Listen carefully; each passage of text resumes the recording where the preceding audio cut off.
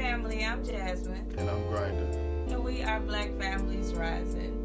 We're a podcast that talks about the negative and positive things going on in our communities here and all over the world. Yes, well, we go from A all the way to Z, talking about everything for us, about us, to help us be the successful beings that we are already destined to be. So with that being said, let's get into it. Peace. All right, everybody, what's going on? Welcome to Black Families Rising. So today's subject, what we want to talk about is, in dealing with the Black family, what negative things come to mind when you think about or hear Black family? That's a good one there, Grinder. I'm going to be the gentleman about this and let the ladies go first.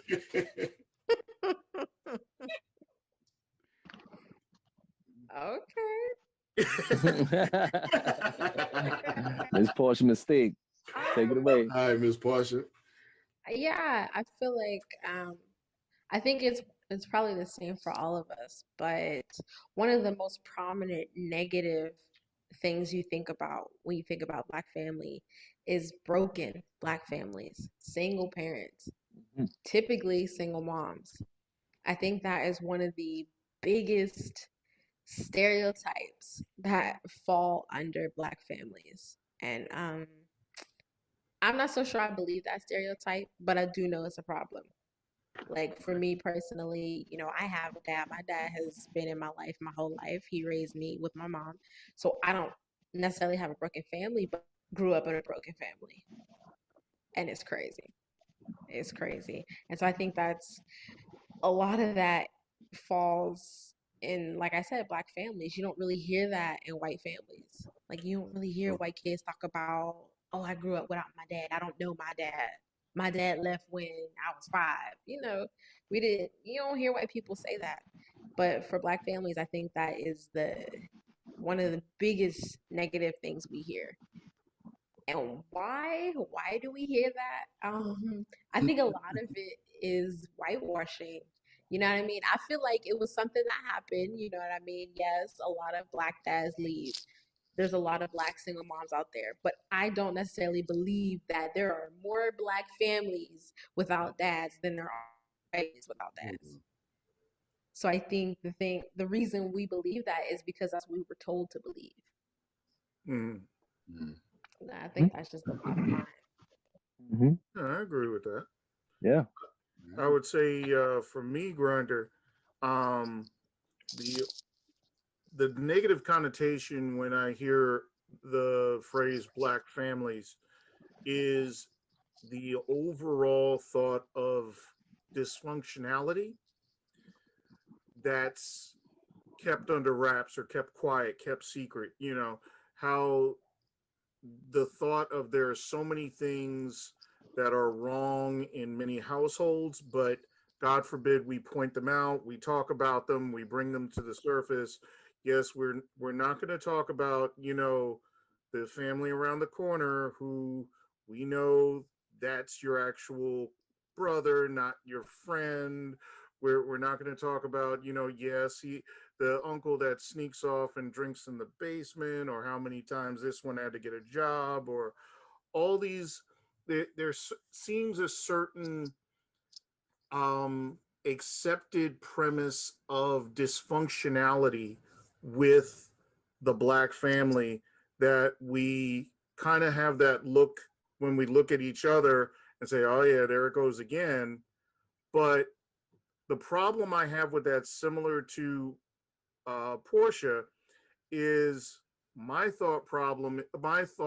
issue with it is not so much that there's not dysfunctionality in the Black family. I feel there's dysfunctionality everywhere, but we feel as if because just the way it's portrayed, there's so much brokenness and dysfunctionality within the Black community, and that all the other communities are cool and are fine. The more you take a look at it, in reality, or at least in my opinion, oh, there's dysfunctionality everywhere. It's just how well different people can dress it up. You know, who can clean the front of the house a little bit better when company comes over, kind of thing. So that's just one of the many thoughts that comes to mind. Very good. Okay. Thank you, Brother Scott. So when I think about the stereotypes that I believed when I was a child about the Black family, I'm a 70s baby, and I live in New York, and I was raised in New York. So as a kid, I thought that all Black families lived in the projects and public housing. You understand what I'm saying? You know what I mean? So because when you live in the projects, that's a world in itself. When I was growing up in the projects, I knew no one that owned a home. Right. Absolutely no one. You understand? Every Black family that I knew, whether if they lived in my project or they lived in another public housing development, they were Black. Everybody was Black that lived in the projects. I didn't know anyone that owned a home. Right. Now, let's fast forward to, you know what I mean, when I get into my 30s, when I get into my profession, and I come in contact with my homeboy, you know, he's one of my best friends now, you know, he's of Haitian descent, mind you. You know what I'm saying? So that's the difference between the native Black and let's say someone that comes from another country. His father bought a house when he was 8. You understand? And that mind boggled me and astonished me. I said, damn, you don't know nothing about having a pissy elevator. You don't know nothing about the elevator not working and having to walk up 18 flights, the crackheads in front of your building, the liquor store across the street, which is a good thing that he doesn't know about this. But I'm like, damn, it mind boggled me. Like, really? There's somebody Black that actually didn't grow up in the projects? Right. You know what I'm saying? So I can remember being in college in the class one day, and we was having a discussion, yada, yada, yada. And this woman was talking about how, I don't know, I think it was how expensive her mortgage was or something like that. So another Black dude says to her, move back to the projects. Ooh. Think about that. He assumed automatically because she was Black. So he had the same mind frame that I did. So it wasn't just me. He said that so effortlessly, like move back to the projects is so high. So I think, why do we think that? I mean, because it's actually a harsh reality that in the 70s and the 80s, most Black people that lived in New York City lived in public housing. You understand? And I think that comes from a few things. You know what I mean? I believe that when people come from other countries, one, they are afforded luxuries that we are not afforded. One, they have somewhere to go back to. We don't. You understand? They don't tell us as native Blacks, go back to your country. Other than Portia Mystique, I don't know nobody in Africa. Right. You know what I'm saying? I don't know my ancestors in Africa. If you have someone that comes from Haiti or comes from Puerto Rico, comes from DR, they have family back over there. You understand? Mm-hmm. So they have something to identify with. So that's one thing they got ahead of us. You understand? And then their whole mind structure of what their family dynamic is totally different. You know what I'm saying? Know what they will do? They will get all 30 of them together and purchase the house before they live in the projects. Mm-hmm. Yeah. Right. We don't trust each other enough to do that. You understand? So that was one of my, negative stereotypes growing up. I thought everybody lived in the projects that was Black. You know what I'm saying? For real. That's deep. But that's real though. Yeah. That's real. That's real. Yeah. It's crazy. Yeah. All right, y'all. Oh, sorry. I got a point. Things that destroyed the Black family, as far as my personal experiences, just being a product of it, is people not being loyal or faithful to their spouse. And that can rub off on the children in a negative way, because of men cheating on their wives or wives cheating on their husbands. It leads to single parent homes. It leads to toxic energy and, dysfunction within everybody. So, just being faithful, man, to your spouse can help keep the Black family together. If you're out here cheating on your spouse or whoever, your beloved one, it affects everybody in the household. It affects the children. Yes, The sir. energy, the energy Mhm. is off. You know what I'm saying? As soon as it happened, the energy is off. And like I said, it leads to single parent homes. It leads to mama and daddy always fussing and fighting. And children are innocent, man. They don't need to be witnesses of that. And as grown folks, it's easier said than done. But that's things that us as adults have to work on. Is just far as learning how to talk to each other in front of the children. You know what I'm saying? Behind closed doors, whether the children ain't around, learning how to talk and communicate with each other, period, to show love and respect. But the lack of that, helps destroy the Black family. Yes, sir. The interesting thing about everything that we said, though, and to kick it back to you, Jasmine and Grinder, um, while everything we said are things that come to mind negatively when we think about the negative connotations of Black families, um, the Black family structure, those things in reality are not exclusive to the Black family structure. And the more we think about it and learn, we realize each one of those things are happening in every single culture, some more than others.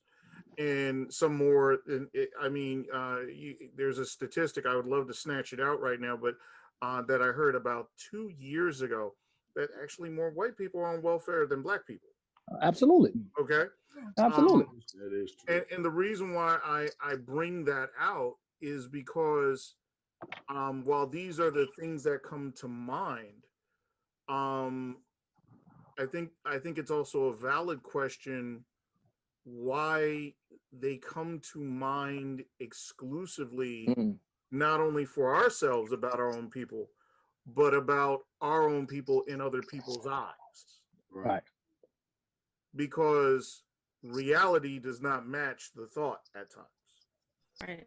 Right.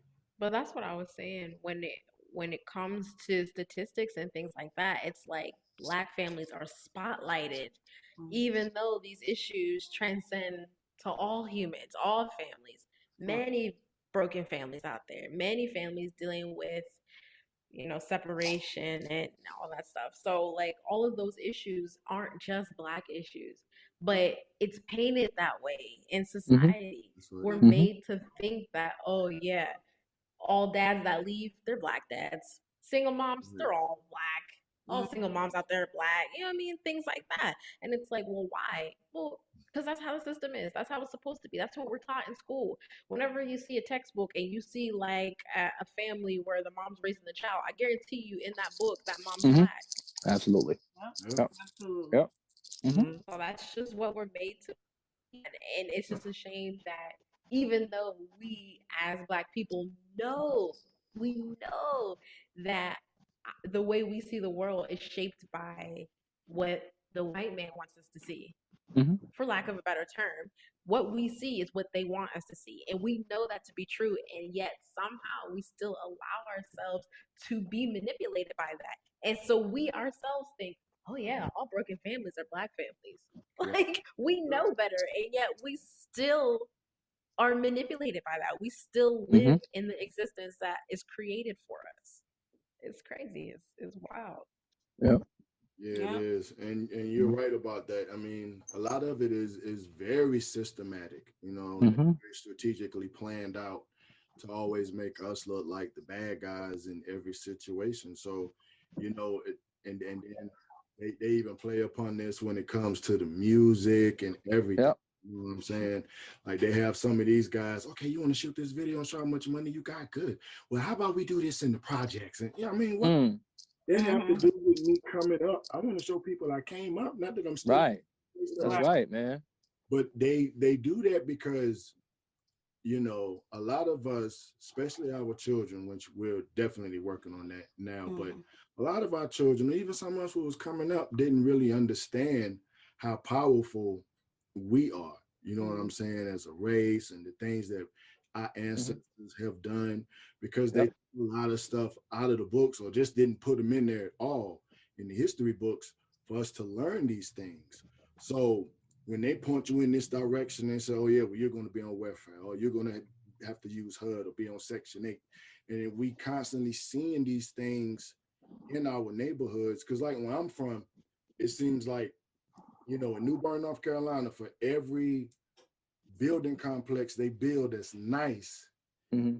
then they open up some old buildings, Mm-hmm. and then they want to, fix them up just a little bit to look okay on the outside, but not too good on the inside. Right. And, oh yeah, well these are low income houses for you guys, but then they don't tell about the fact, like, Scott was talking about, most of them live in trailer parks. Yep. You know what I'm saying? And Yep. welfare and HUD and this, that, and the other. And like he said, a lot of them now, more so than us, Mhm. For them, they feel like, oh, this is my way of cheating the system. So I don't have to work. I can say I got a disability and just sit around and Mhm. watch, TV all day and just collect this money. Right. Some of the ones that got money do the same thing. This place that I was working at, Yeah. the country club, there was a guy, we knew he had money, personal trainer, but Right. he was pretending to have an injury so he could collect the money from the government. Mm. Still doing his personal trainer stuff, still going out to the country clubs and eating high off the hog, but still, to them, they think this man is all messed up, ain't doing that, and ain't got no money, and just their way of cheating the system. Right. But a lot of us, man, it did seem like a way of life. But I grew up with some family members that I knew had nice houses, had money, and it didn't come from drugs. Mm. And you're touching on something that I think is real key right there, because even if the story isn't being misrepresented, if it's not being represented at all, no one will see themselves in that story. Right. I remember looking back as a kid, maybe when I was in elementary, even some through middle school, and just thinking to myself, not consciously, I'm just talking about looking back, I don't remember seeing an image of a Black person that was wealthy, that was not either in entertainment, Right. sports, or narcotics. Right. Right. Right. Me too. Those were your three paths to riches. That's right. That was it. Yep. And That was it. but you have a whole range of things you could do if you were somebody else. Right. So when your parents tell you things like, oh, you need a fallback plan other than sports, can you show me where that, even though we were there, we were never shown that we were there. Right. Right. Yep. Valid point. That Very is, valid point. yeah. It is. It is. Man, I got family members that I could just think off the top of my head that, they have been living in they have been living in poverty, let's say that, for so long that right now they don't even want to leave. Right now, their other family members, maybe their kids or maybe their uncle, have the means to help them get out of poverty. But this mindset is so embedded. They have accepted it so readily that they're like, nah, I've been here for 40 years. Why should I leave now? And that's another misconception. Just because I don't care if you are in a state of being for 20, 30 years, you can still get out. It's never too late to get out of your set of circumstances. That's like a dude that's in prison, he's institutionalized, that keeps on going back, right? Because he hasn't accepted the reality that, yo, man, you can change, brother. You understand? You don't have to lead this type of lifestyle. You know what I mean? But the people outside of our community, they think that, once we in it, they think people, once you project, you always project, but they don't understand this. My mother always used to say this: we live in the projects, but we are not project. Right. You understand? My mother used to say that, and that's what kept me on the straight and narrow and kept me kind of a sophisticated guy within, my project housing. Yep. But another, and I think you can speak to this well, Quan. Another aspect that I hate is when we try to get to a place, because everybody is always trying to get to that place where you can get better and get more and move on and this, that, and the other. But when you reach that place, those same people who Mm. were with you Mm. now are against you That's right. getting to that That's place. right. That's right. And, You are now the enemy. and it's it's one more aspect of where we don't support one another as a people. That's right. Where you almost have to keep it secret that you're trying to leave, trying to move up, or what you're trying to do, because you're better than us now. That's right. That's gospel right there. That's gospel. That's a truth. It is, man. Now you like Scott said, now you gotta hide that you done came up. They're not even, you get you a few degrees. They're not really happy for you. You understand? Now they think, oh, now he thinks he's more educated than us. No, I had to get these degrees so I can get my foot in the door. Right. You understand? But what's crazy is that it's been that way for generations. It's like we all know that it's an issue, but for what, 200, 300, 400 years, we've had that same mindset. That's right. Yeah. It's like, how? No wonder we can never progress as That's a right. race when we're all competing against each other. That's and right. for what? We're all in the same struggle. That's What are right. we fighting for? For Right. real. Fighting to stay Yeah. down. We're fighting to stay down. That's That's what right. it I is. like that point. We all want each other to stay down, so we're gonna fight for a struggle, which Mm. is crazy. Mm. But like, imagine, like, put that in like realistic terms. Let's say me and 3 of my brothers and sisters, we're all in the water and we're drowning, and we are somehow fighting each other to stay underwater instead of helping each other to get out. Right. Yeah. Insane. And that's Insane what that mindset. is. Yeah. Insane. It's But crazy. where that analogy makes sense is the difference between having a survival mindset and a thriving mindset. Right.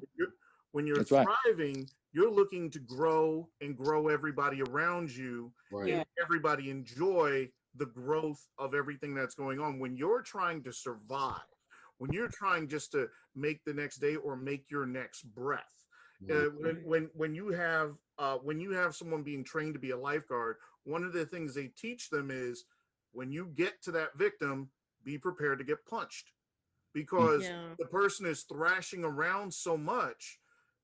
They're trying to stay alive. They will take down the person with them. Right. Yeah. Exactly. And when a people as a mindset have been trying to just survive for so long, that everything else around them that isn't pouring into your survival is potentially a threat against it, if you would, unconsciously. Just a thought, in my opinion. Yeah, but it's To like your everybody's panicking, like you said. Like if you're thrashing around, you're in water, you're struggling, you just want to survive. It's panic. Yeah. That's what causes the irrational decision making and poor decision making. Really, you're making poor choices because you're panicking. You can't even think straight, and it's disheartening to see so many of our people are essentially panicking throughout life.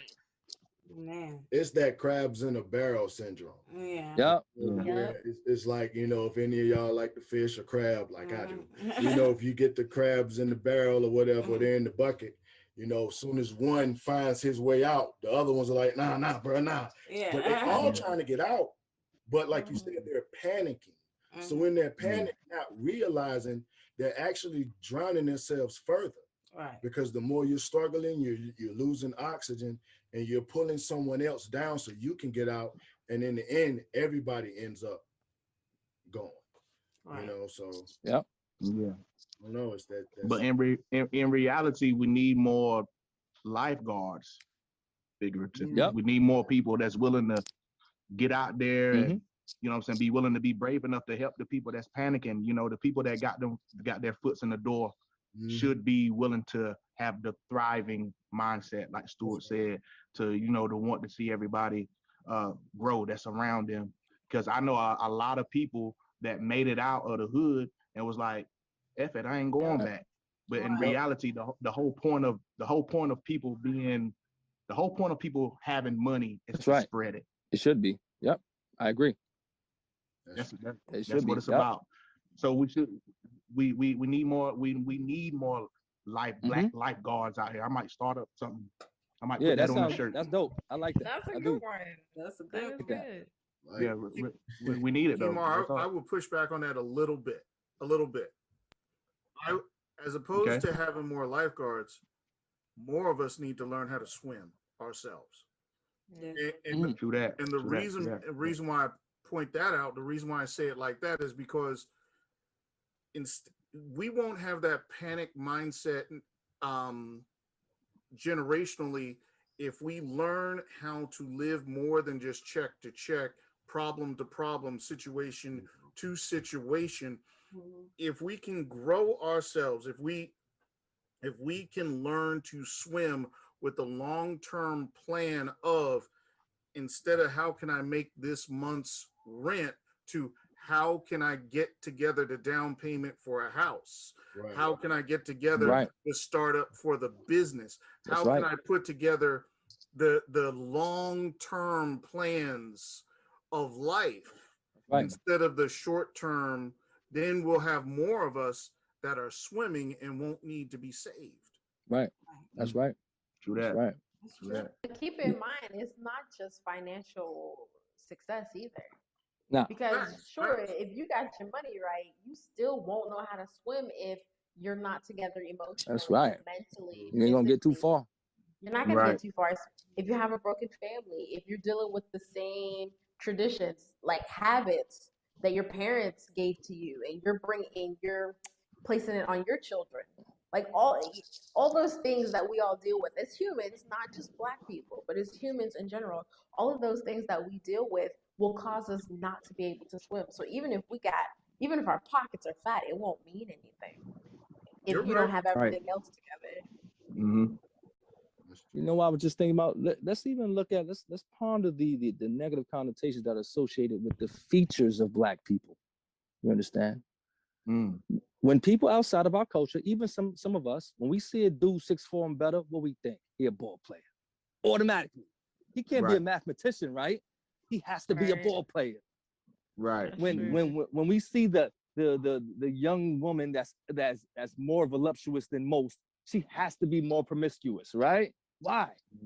Mm-hmm. When we see the woman that has, lengthy, full, nice hair, she must have Indian in her family, right? Mm-hmm. Yeah. Look at the Right. the hypocrisy of the whole thing. You understand? Me as a light-skinned complected guy, yeah, Go there. you know, Go how there. many Keep times? going. How many times I was called white boy as a little kid, man?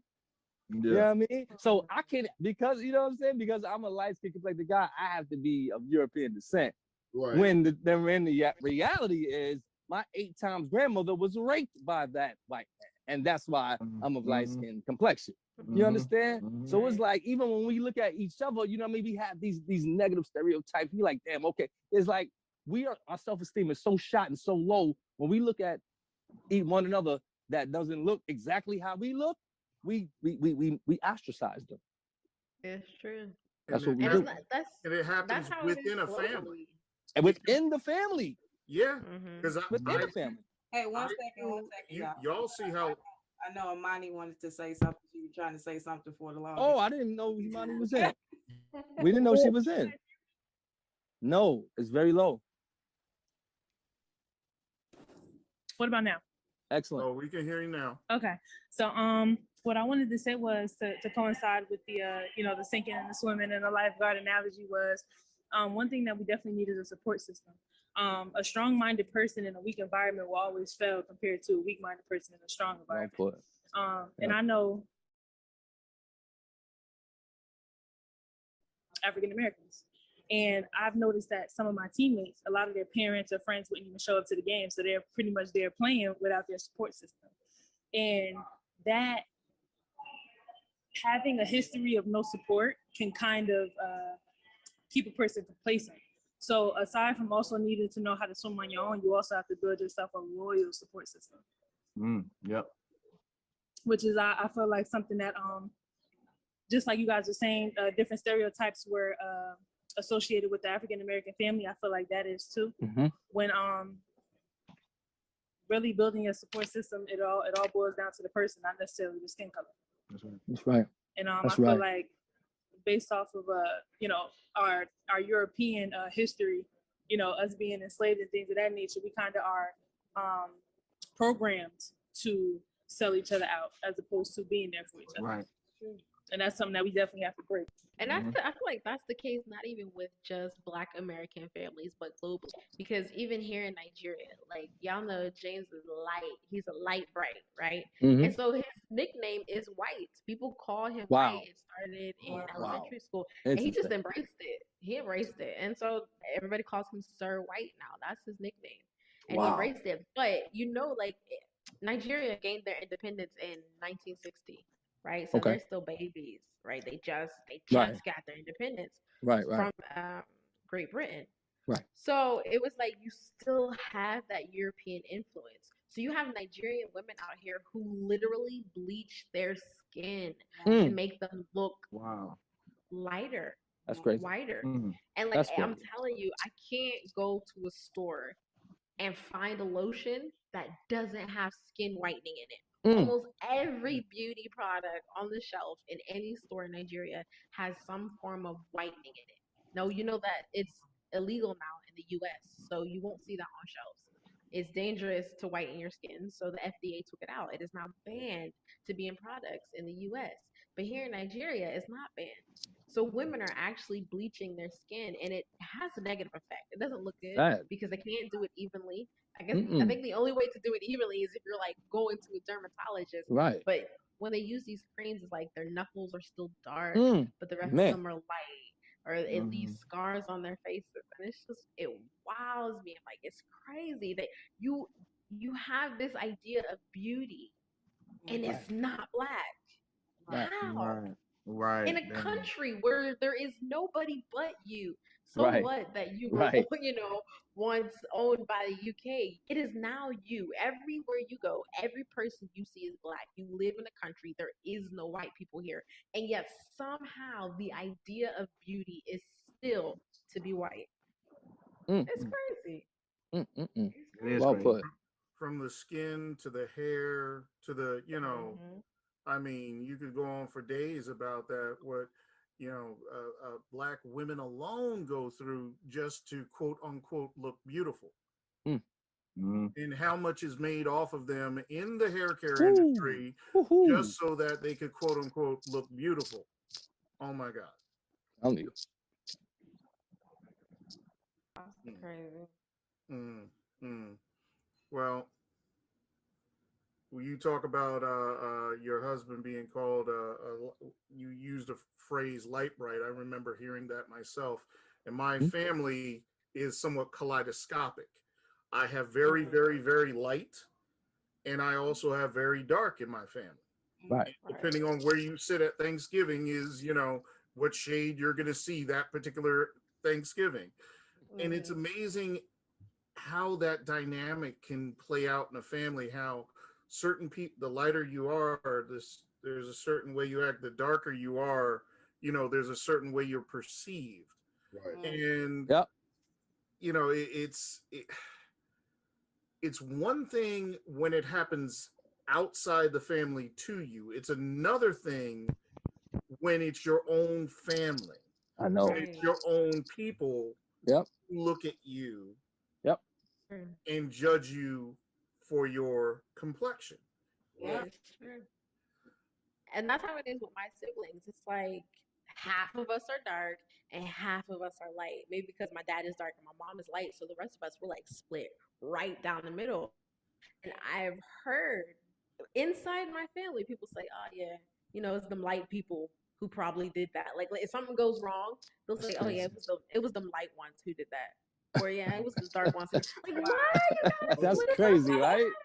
Isn't that And crazy? they do that. Oh, yo, man, them light ones, they're sensitive. It's They're crazy, emotional. man. Let them be emotional. Don't take it to heart. We It's get because that they're from the light. oppressor, man. Yeah. Real. We know. get that from the oppressor. True. You know what I'm saying? We got so many ideologies that are passed down from the oppressor that we use daily that it's sickening. And you have to sit back and think, where the hell did I get that from? Yeah. Right. Where Like did I eating get that train of chitlins. thought? Right? Chitlins, Yeah. like my Chitlins. mom's eat chitlins. Me, I don't mess with. Come on, man. I mean, I understand. This is what the slaves had to eat. Now I got a few dollars in my pocket. I don't got to eat no damn chitlins. You understand? I'm gonna eat me something else. You know what I mean? These stereotypes, man. Look, even when I'm broke, I'm not eating chitlins. Exactly, Okay? man. You know, I know where those things came from. Now I'm good. you know what I'm saying? I'm telling you, we take all these ideologies and we don't know where they came from. We don't want to ask ourselves, why do I even think that way? You know what I'm saying? Where did that even come from? Thus, that's why, you know, I wrote my new book in Amazon, Habitual Habitat. It's in stores now, ladies and gentlemen, for real. It makes you ask yourself, why do I do certain things and don't know the onset? You know what I'm saying? Why do I feel a certain way when I'm around this particular person? Why am I so intimidated by white people? Right. It makes yourself ask yourself these questions. And you can come out with your own answers too. This shameless plug brought to you by Laquan Johnson. Absolutely. Thank you Right. guys. I appreciate I it. was gonna say that's funny because that was actually our next question. Really? Have those thoughts? Why do we think There you that go. way? Segue. I personally think because we are products of our environment, and we Mhm. talked about you know, how we view ourselves even in our own family compared to skin complexion. But also growing up, it was always like a competition in our families. Mhm. You know, even if you go to an all black high school graduation, right? Right. Everybody wait to their turn to scream for, you know, whoever that family member was. Nobody claps together, right? Yeah, right. This was their That's class, true. you know, they all did it together, right? They like, yeah, we made it, you know. I remember we couldn't pass that test, but we made it. And we over here making it a whole big competition. Who got the biggest banner, you know, for they Mhm. kid, you know, who got the most balloons, you know, even Yeah. within the family, you know, if the dad wasn't around, but he showed up to graduation, he made sure he had the biggest balloon, you know, he made sure he bought them a car, Right. you know, or something big, and you know, you never really contributed, you know, to that, to Mhm. the product of that. But it is, we have this competition within, you know, each other. Even if in my own family we have one side, like my dad's side versus the mom side, and the mom side think they're better than us. It's been like for generations, you know. So when it was like we had sit at a dinner table, you know, it's family reunion, we should be happy to be together, celebrate, and all this stuff. But it's like a competition. Oh, you know, my daughter such and such then graduated with her PhD. You know, last year, you know, and Yeah. married now. Mhm. You know, and this, and then you know, the other person come back with, you know, mine is opening up her own school next year. You know, she got her PhD 2 years before.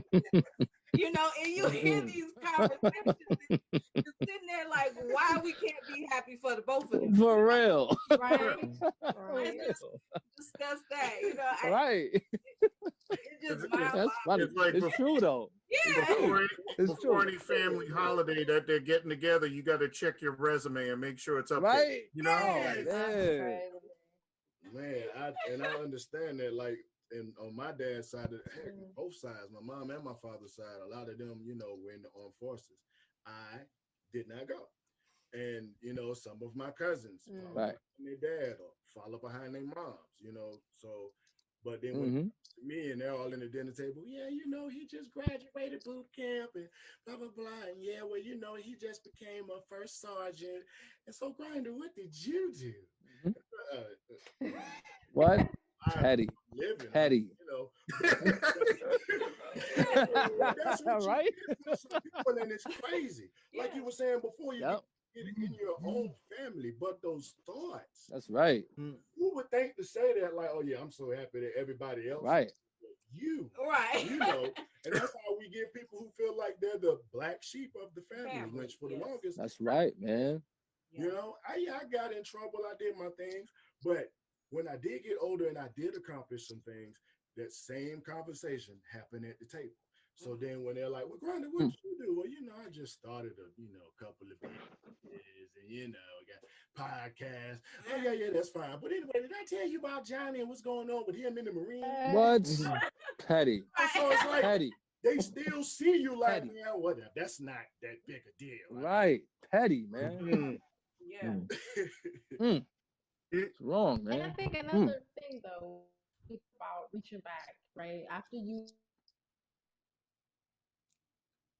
who helped you get there. But it's like, why am I gonna reach back out when you treated me like trash on the come up? Right. Right. That's true.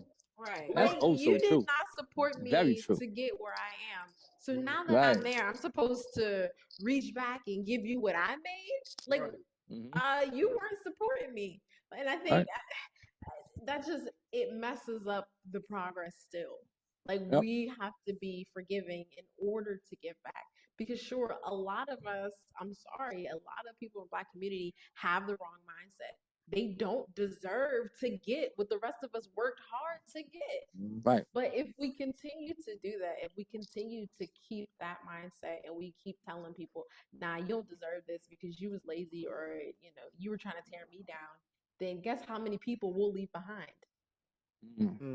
True. And it's like, are we okay with leaving those people behind? Are we okay with moving on without them and leave them back there? They're still part of the Black community, and because of them, because they're at the bottom, they're keeping all of us down.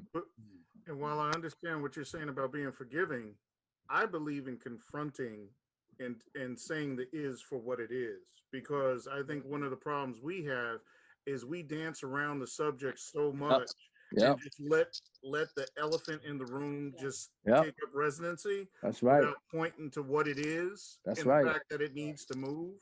That's right. I'll share with you. So I went early in our marriage, after our first child, I went with my wife to her mother's church in New York in the Bronx. And I don't know how many of you all have experienced this. I know I have. Sometimes Black folk, hopefully it's more than just Black folk, but sometimes the way we greet each other is with an insult with a smile. Yes. I don't know why the hell that is. And there was this woman in church. This happened in church. So if I have stuff to answer for when I die, I know where it came from.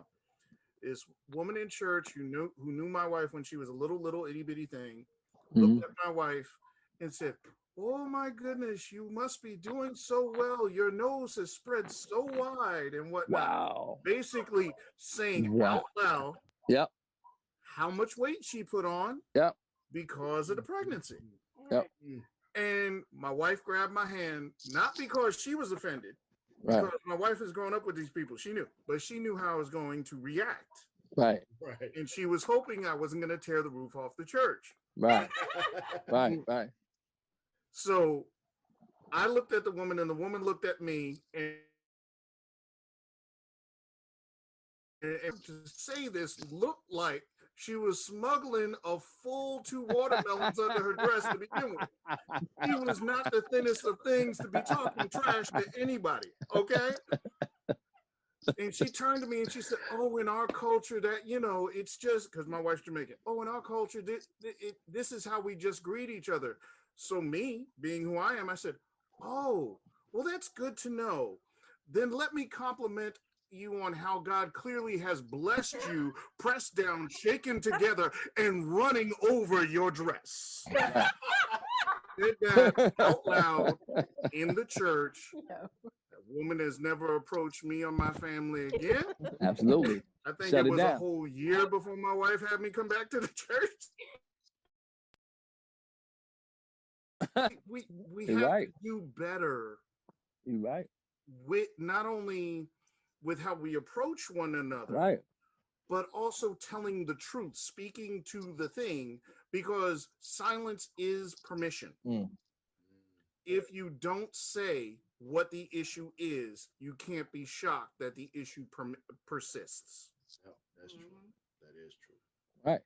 And Scott is absolutely right. And you know what? With that same example you gave, on the flip side, we kind of like say the people that are slender built, we kind of treat them a certain way too. Like they're not eating enough Yep. when they could be in the better shape. Yeah. You understand? You know what I mean? I got my 2 small children. My small children are thin just like I am. It's in their DNA. It's in their makeup. You know what I'm saying? They eat healthy. But if we see outside, relatives, they might look at them like, "Hey, you need to start feeding them more macaroni and cheese." And I'm like, "Why?" Because your kid's 80 pounds overweight. My kid got to be. You know what I mean? You feel what I'm Yes. saying? That's Right. But it's like the stereotypes within our community. We got this mindset of how the prototypical black person is supposed to look. Mhm. There's no prototypical black person first and foremost. Okay, Right. man? That's true. First. Yeah, I That- mean, it's That's how crazy. it is here too. I went away, Nigeria. I went traveled back home for 3 months. Came back a little extra weight. Yeah, I mean, I was eating that American food. I got a little big. Yeah. So I added some weight and I came back, saw some of my in-laws, and they're like, wow, you really went over there and added some weight, huh? And it Wow. I can't take offense to it because that is the culture. I mean, I know that sounds crazy to us, but that's what everybody does. Anytime they see you, they remark on whether you've gotten skinnier the last time they saw you or if you got bigger. And That's crazy. you can't be offended by it, or at least you shouldn't, just because of that. That's how it is here. But if I went back to, let's say, my hometown, went back to Pittsburgh, and I saw somebody there, and they tried to tell me that, I would be real offended. Like, y'all ain't in Nigeria, so you know that's an insult. Mhm. You were saying it to insult me. Yep, absolutely. Well, Crazy. And it's you know, a shame, you know, she made she made a point where she said that's the culture. Mhm. It's really a shame that that is the culture. Seriously. Yep. Like, seriously, like when we have this conversation and you're like, man, why do we do this? And man, yeah, you heard what he said. all right. It's just the way we are. That's our culture. Why is that a thought though? Why is that? Right. You know what I'm saying? I mean, yeah, we say the systematic, but then it's like once you get to a certain place in your life, I mean, a lot of us have done some type of research or you've seen what's going on with us in our communities on TV or something. It's got to be a thought in your head, okay, this is not the culture. You know what I'm saying? Right. So it's got to be something else outside of this, you know, but most of us, we don't look at it that way. We continue to keep that same mind frame, you know? So, I mean, that like the next question, what solution do you think that we can bring about to change this thought?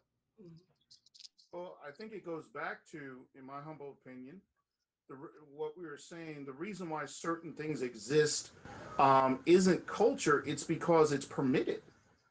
If certain, you know, and I understand Portia's perspective. You know, she's the Wakandan affiliate. You know, out there all by herself in Nigeria, and she just want to act right and, you know, not disappear or whatnot. But Bad joke. but in my opinion, if it's wrong to you, speak it. You know, I'm not worried about your you telling me it's your culture as if that means I now need to give you permission to offend me. Right.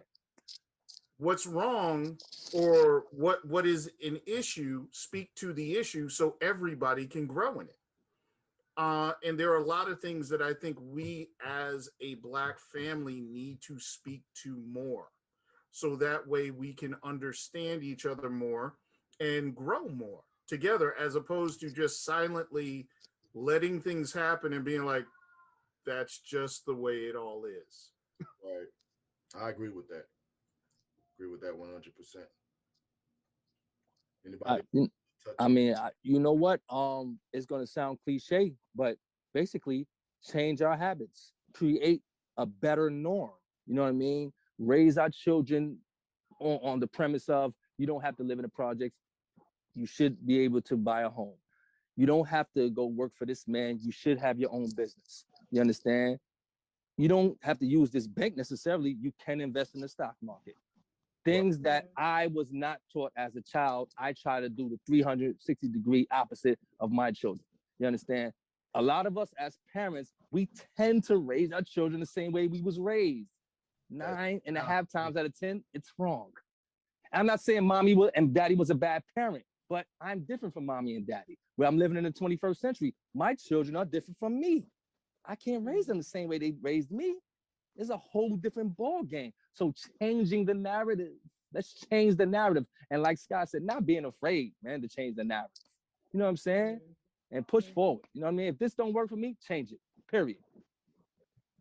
Very, very. I think Because it all boils down to needing to change the mindset of individuals. And that can be difficult to do because we're such a large community. But I feel like with enough people that have the right mindset, with enough of us together, and we create these discussions and people hear these discussions, that's great. But we need to be able to put people in positions where they now have to act on those discussions. I feel like most Black people say the same things that we're talking about right now. Everybody's like, you can meet any stranger on the street, y'all have a discussion, and you find out they're talking about the same stuff that you're talking about or that we're talking about. It's one thing to discuss it, but another thing to act on it. And I think what we need to do as a people is to be able to put together actionable steps that we can all take. And if enough of us do it, not everybody has to do it. We don't have to. But if enough of us do it, it will trickle down to those who aren't acting right. Next thing you know, the next generation or the generation after that, they will all lead what we put in place. The actions that we took, they will take. Right. That's right. Being productive. Being productive. Being productive, man. Yeah, I believe everything you guys said is right. Because we have to hold each other accountable for, for these things and for these thoughts. They're not gonna, these thoughts of the negative things that we think about the Black family won't go away if you don't, like Scott was saying, bring it to the forefront, and then changing that mindset. I mean, very important. I mean, because if we continue to think this way, it really dampens our future as the Black family and as the Black community. Because they, like you said, these things trickle down. If you start doing different things, doing better things, that trickle down. But if you're doing the same thing, then that will also continue to trickle down and passed on through, through generations, which is the problem I feel like that we are having today. A lot of stuff, even, past slavery is still continuing to go on. And these mindsets have not been changed, but have been focused on in the music industry, in the entertainment industry, and movie, even in some books, you know what I'm saying? And so it's just that mindset has to be changed in a way to where we really start looking at each other, not just saying, "What's up, king? What's up, queen?" but really looking at each other like kings and queens. And understanding that, hey, this land is ours. And we have to, like you said, take each other, be accountable for that thought, and in a way to change it. Well put. Yep. So that's it for this episode of Black Families Rising. I want to thank you guys for choosing to spend this time with us. And remember to check out our blog and follow us on all social media. And stay tuned for our next coming up episodes. So until we meet again, keep striving, keep rising.